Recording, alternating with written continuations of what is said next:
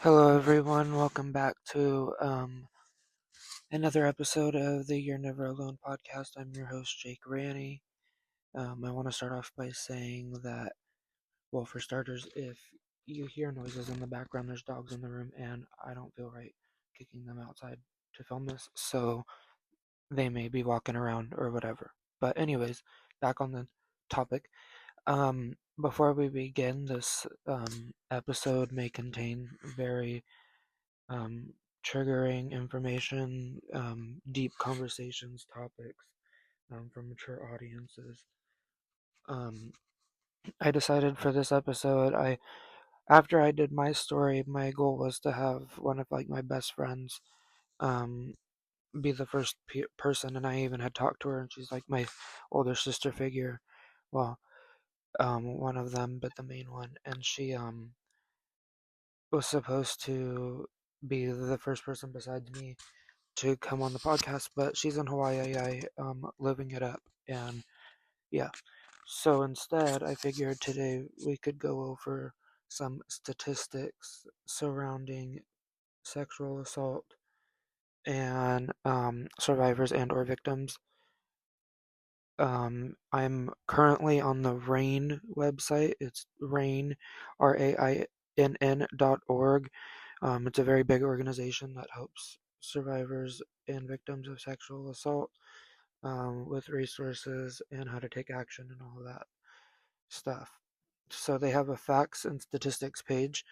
Um, I figured I could go from top to bottom and we can kind of just, well, not we, because I'm the one filming this, doing this video, but we could break it down. So, it says learn the facts about sexual violence in America, discover key statistics, challenge um, misconceptions, and find out how together we can support survivors. So they use the term survivors. Some people um, prefer the term victim. It's all up to that person. So the first one is every 74 seconds, someone in the U.S. is sexually assaulted. Every 9 minutes, that someone is a child.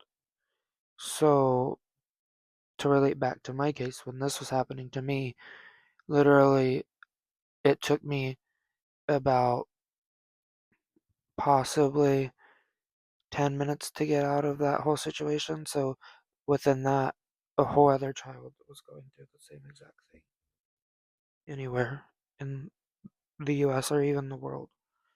The next section is the scope of the problem. Sexual violence affects people in every community. Its impact goes beyond survivors, hurting families, relationships, and entire communities.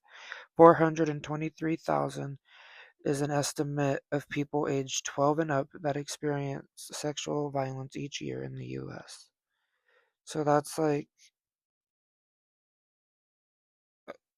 maybe two pretty good sized cities like smashed together of the amount of people, and that's every year, just ages 12 and up. 54% in the US, over half of sexual violence victims are ages 18 to 13. So I was actually in the other half because I wasn't 18 at the time, but over half of the violence is done to people ages 13 to 14.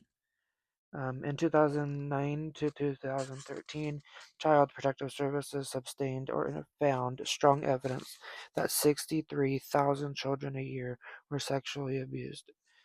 That was only in between the period of 2009 and 2013, and we're in 2025. And with the weight of the world, I'm pretty sure that number's more than likely tripled, if not quadrupled. So it says, who experiences sexual violence? 1 in 6 U.S. women have experienced a sexual assault in their life. 1 in 33 men has experienced, attempted, or completed a rape. About 3% of U.S. men have experienced. The majority of rape victims in the U.S. are female, And then it also says 10% of rape victims in the U.S. are male. Where sexual assault happens, 68.5% of sexual assaults that occur are at or near the victim's home or their relative's home. So that means like you're in your comfort zone, and your comfort zone is being completely brutalized. And then I fell into this category of the 23%, which is 23% of sexual assaults that occur in an open public place. So that's outside of the home. 8.5%. Oh my, I'm saying percent so many times. It's because it has like the percent sign, and then underneath it says the word percentage, so it trips me up. 8.5% of sexual assaults that occur on school property or other location, which is extremely absurd. When sexual assault happens, 48% of sexual assault victims were at home when the violence occurred. Like we were saying, you're in your comfort zone at the time. 29% of sexual assault victims who were commuting to or from home when the violence occurred. So they were either like just coming home from the grocery store, just coming home from work, going to the grocery store. 24% of sexual assault victims were at work, school, or other activity when the violence occurred. So I was in my swim session, so that would be the 24%. Okay, let's see here. And then it says show me statistics about. So there's like different categories, including the long-term impacts of sexual violence, victims of sexual violence, children and teens, campus sexual violence, perpetrators of sexual violence, and the criminal justice system. So these are all different topics that I hope to kind of touch on throughout the entirety of all of these different episodes. And it's not all going to just be sexual violence related, it's going to be everybody else's stories as well, and other things of trauma. So let's go on to the long term impacts. Okay. It says approximately 70% of rape or sexual assault victims experience moderate to severe distress, a larger percentage than for any other violent crime. So that means that more than likely sexual assault victims will experience very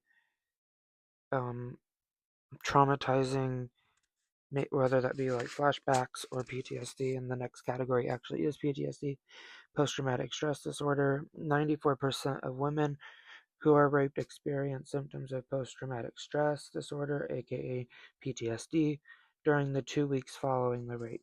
And that means, like, just because it says during the 2 weeks, that doesn't mean after the 2 weeks it just goes away. That means like they just monitor it for 2 weeks. This can happen to someone when they're 18, and it can follow them up until they're 95, and some people won't ever get over it. But whether you get over it or you don't get over it, you still have to live with it on the daily basis, depending, and some things trigger it and some things don't. So 30% of women report symptoms of PTSD 9 months after the rape. So see, that means that the extended period of time. This one's going to be a little triggering. Suicide ideations and attempts. 33% of women who are raped contemplate suicide, and then 13% of women who are raped attempt suicide. And this is more, and it's seeming more like the women's statistics, but that is a pretty big number. And I know that the male perspective may be a little smaller of a number usually, but a small number isn't a zero, and that's what we would want to see. Social and relational challenges. 38% of survivors of sexual violence experience work or school problems, which can include significant problems with a boss, coworker, or peer, aka falling behind in schoolwork, getting fired from your job, getting in an argument with a coworker, etc. 30% of survivors experience problems with family members and friends, including getting into arguments more frequently than before, not feeling able to trust their loved ones, or not feeling as close to them as before the crime. So, to kind of relate to this statistic, I wouldn't let my own parents hug me for an extended period of time after what happened because I didn't want my personal space to be violated, and I just didn't feel comfortable. So it's kind of like that, and it varies depending on what happened, the person, what they're comfortable with, and what they're not. Risk rises with closer connections. The survivor's relationship to the perpetrator correlates with their likelihood of experiencing professional or emotional issues, including moderate to severe distress or increased problems at work or school. And then it proceeds to show little, it's like flashcards, but it's the statistics. 67% of survivors experience moderate to severe distress when victimized by a stranger. So that's someone who we don't know, and basically, um, yeah. So that's the number of that's the percentage of survivors um, in that aspect. And then it says 79% of survivors experience moderate to severe distress when victimized by a family member, close friend, or acquaintance. I'm pretty sure acquaintance can mean like boss, coworker, peer, etc. 84% of survivors experience moderate to severe distress when victimized by an intimate partner. So that means someone that you thought you can trust, someone that you opened up to, someone who you were vulnerable with. And sadly, that is the highest number out of all these statistics. And um, hopefully, later on down the road, we can talk to some people who may or may not have experienced situations similar or have gone through that themselves, so we can kind of unwrap that aspect of it all. So then it shows the whole chart again of the Seymour statistics. Let's go through the scope of the problem. Okay, that's the one that we already went through. Didn't realize that. Victims of sexual assault. Okay, let's see here. An estimated 17.7 million American women had been victims of attempted or completed rape as of 1998. So that means the numbers have just risen and risen and risen. Um, Here's the next topic that says young women are especially at risk. 82% of juvenile victims are female, 90% of adult rape victims are female. Female ages 16 to 19 are 4 times more likely than the general population to be victims of rape, attempted rape, or sexual assault. That means someone who's necessarily going through changes in their life, someone who people think that are easy to prey on. And sadly, that's the way that the world is, and it needs to change. 18 to 24 female college students are at, I think that means like ages 18 to 24, are at 3 times the risk. Women ages 13 to 24 who are college students are 3 times more likely than women in general to experience sexual violence. So that means like you're on college campus and things like this go down. Um, that's a whole other support system that you feel like you can rely on, and a lot of the times they fail you. And I've had experience like that as well, and it's really not like it's very draining mentally and physically when you don't feel like someone who's supposed to protect you is protecting you, and it's very um, demotivating. Okay, here's I think the male perspective. So it says men and boys are also affected by sexual violence. 1 out of every 10 rape victims are male. Um, so if we let that sink in for a minute, 1 in 10, I know hundreds of guys, maybe thousands of people that I know through different organizations that I'm a part of, friends, family, etc. We all know males in our life, and about this isn't an actual statistic, this is what I feel. Maybe like 7 out of 10 of those males are not comfortable with sharing their perspective. So that means 1 out of every 10.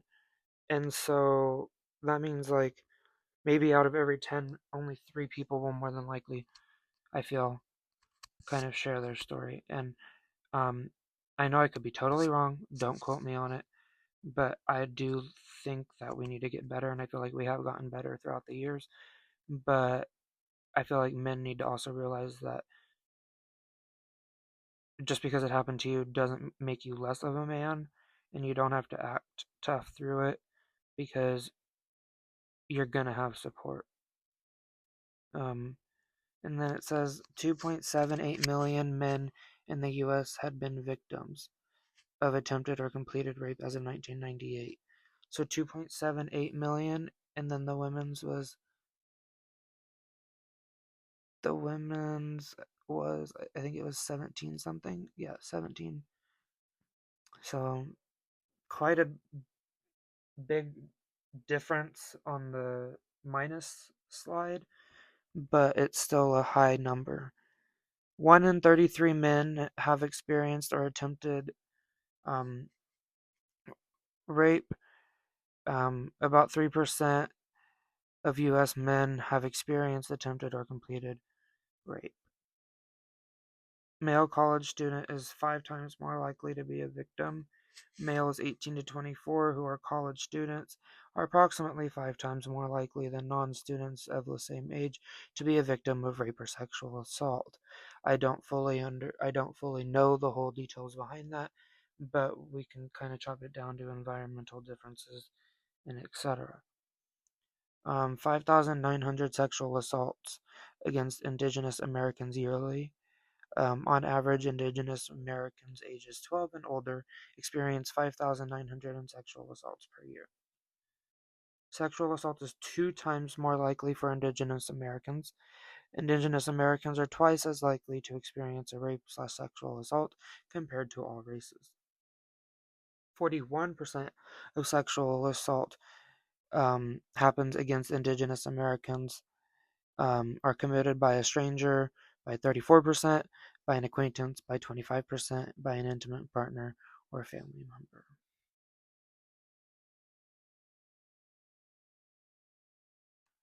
Um, 80,600 incarcerated people are sexually assaulted annually.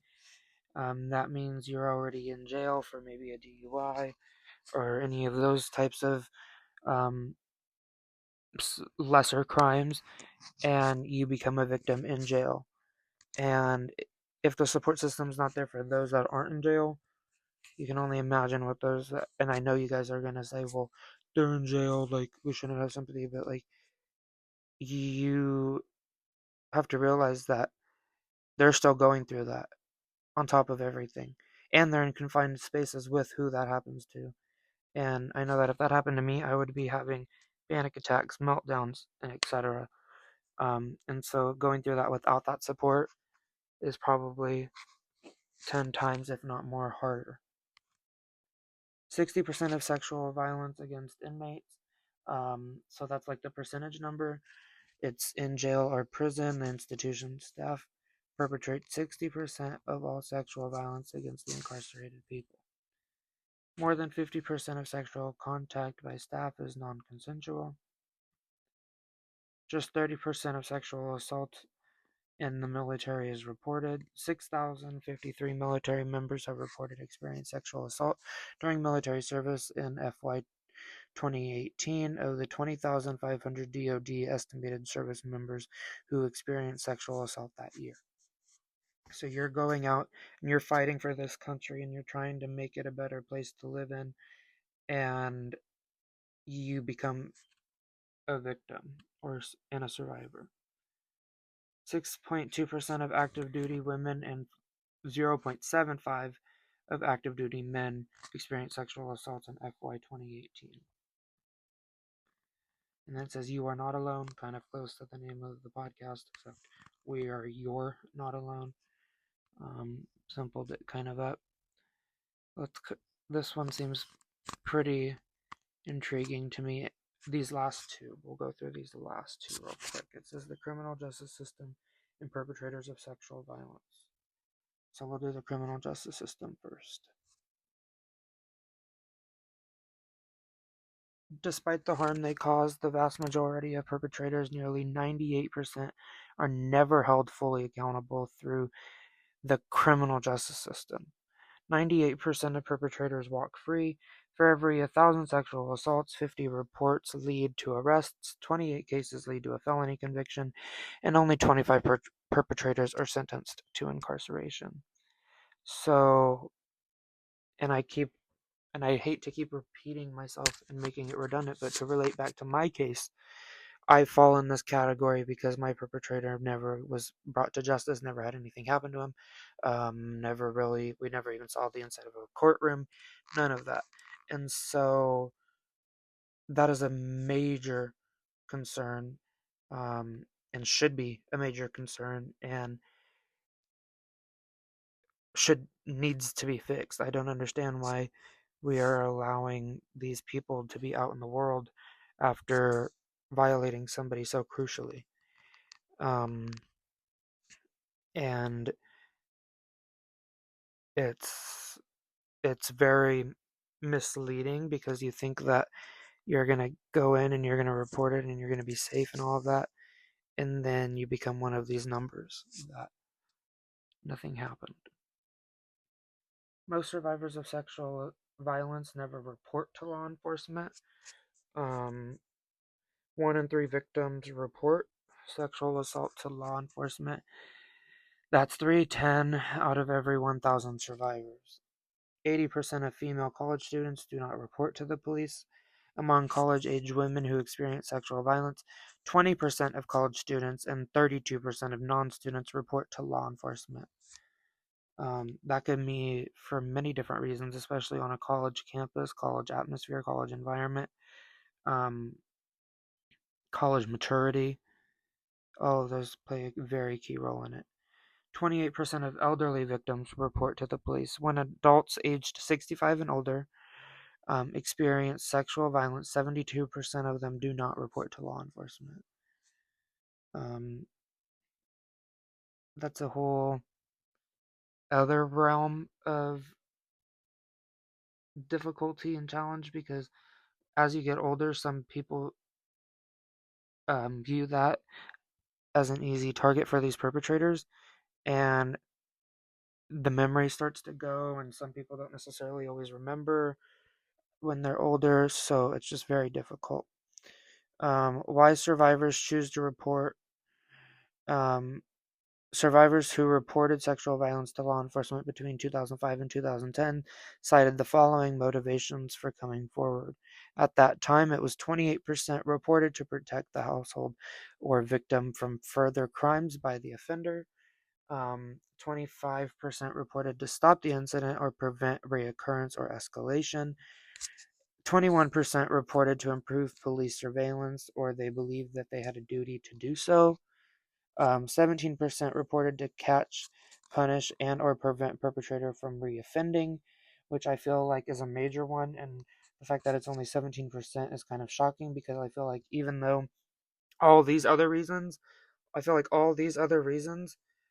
are important, but not nearly as important as catching the person, in my opinion, because I feel like catching the person can lead to the 28% of people to protect their household. Like, they caught the person to protect their household, if that makes sense. So that's just kind of my perspective. 6% gave a different answer or declined to cite one reason, and 3% reported to get hope or recover loss. Recover loss. Why survivors decide not to report, which is a major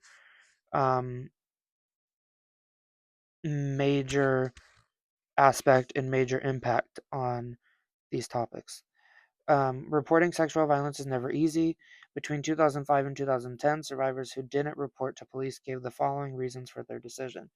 20% feared retaliation, 13% believed the police would not do anything to help, 13% also believed it was a personal matter, 8% reported to a different official, 8% believed it was not important and enough to report, 7% did not want to get the perpetrator in trouble, 2% believed the police could not do anything to help, and 30% gave another reason or decided not to respond. So it's all these numbers that we need to decrease down to zero, especially because if we're not even comfortable to share our own story and we're not comfortable to report what happened to us, we're kind of sitting back and allowing us to fall even more victim, because if we don't report it, then the odds of spiralization can come into play. So it also says see more statistics. We're going to go through this one last one. It's titled Perpetrators of Sexual Violence. So we can get an idea of what we as listeners and we as the community can look out for, maybe how we can help those people to where it doesn't escalate to violence on either end, whether that be helping the person who's, and I know this might sound crazy, but get help for that person who's thinking about doing these actions, and get help for those people that have actually gone through these actions.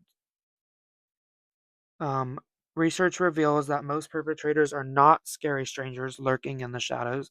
They are people their victims knew and often trusted. Perpetrators may be family members, intimate partners, friends, classmates, co-workers, authority figures, or caregivers.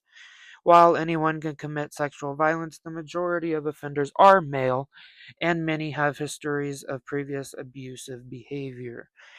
Some people may look at that as when they're growing up, if how they treat pets, how they treat kids around them, how they treat their parents, etc. Learn what the data reveals about who commits sexual violence. Knowing the facts can help you challenge misinformation, better support survivors, and improve protections for everyone. Perpetrators often victimize someone they know. Perpetrators of rape, 60% of rapes are committed by someone known to the victim. 31% are committed by strangers, 28.3% are committed by well-known or casual acquaintances, 21% or 21.4% are committed by intimate partners, 13.1% are committed by other relatives, 3.7% are committed by unknown number of perpetrators, and then 2.5% are committed by someone with an unknown relationship to the victim. So this kind of breaks down the demographic of perpetrator's relationship prior to assault to the victim slash survivor. Perpetrators of child sexual abuse, 93% of victims under 18 know their abuser, whether that be family.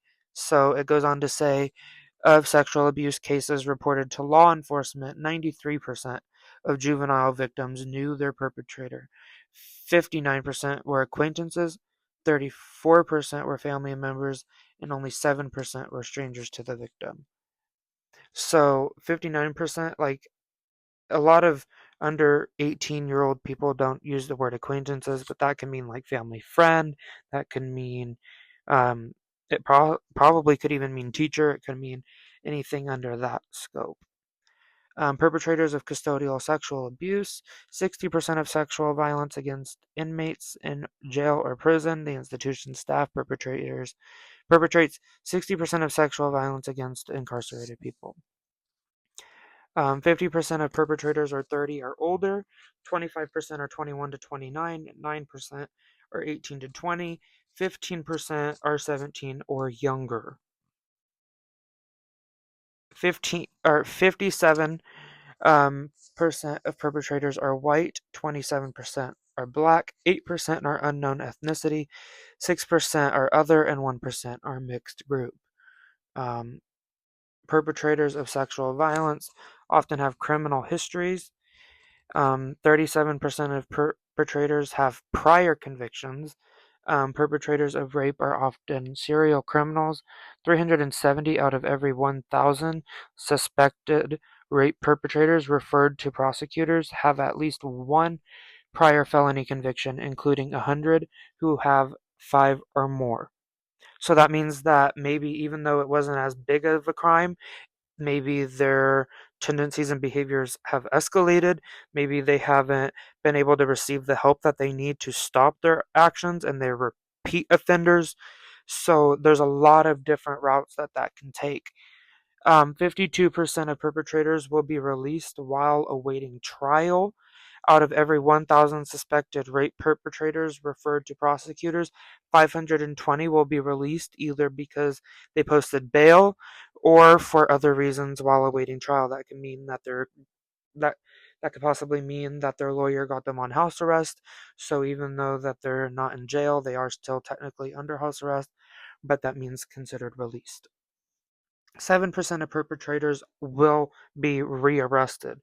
Out of every 1,000 suspected rape perpetrators referred to prosecutors, 70 of the released perpetrators will be arrested for committing another crime before their case is decided.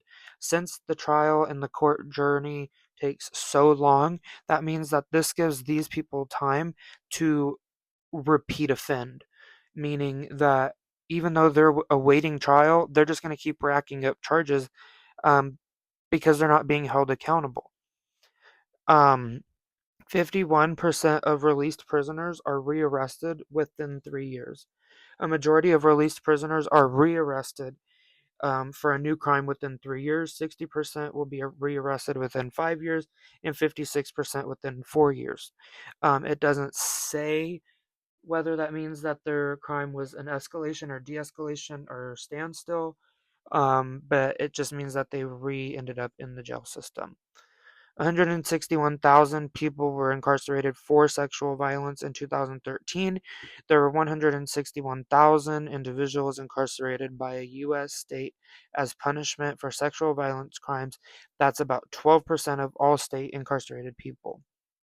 The median time served for sexual violence increased 26% from the year 2002 to 2013.